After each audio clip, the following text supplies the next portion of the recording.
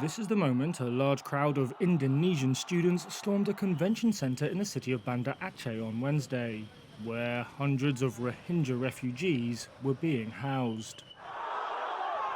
Footage showed the students, who were calling for the refugees to be deported, running into the building's basement. There, Rohingya men, women and children were sat on the floor, crying in fear.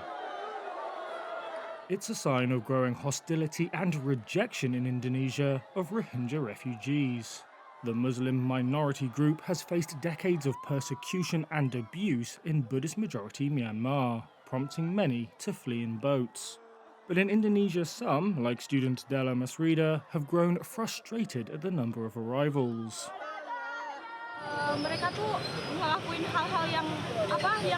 They've been doing a lot of nonsense things like demanding better food and shelter. They shouldn't have done that. They weren't invited here anyway. And they feel like this is their country. And that's inappropriate. At the convention centre, the Rohingya refugees were taken to trucks as the protesters looked on.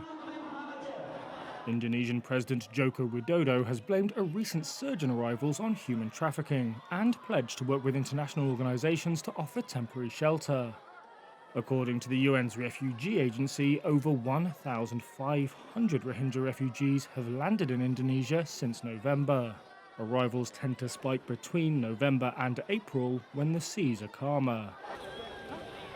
The UNHCR said it was deeply disturbed to see a mob attack on a site sheltering vulnerable refugee families and called for better protection.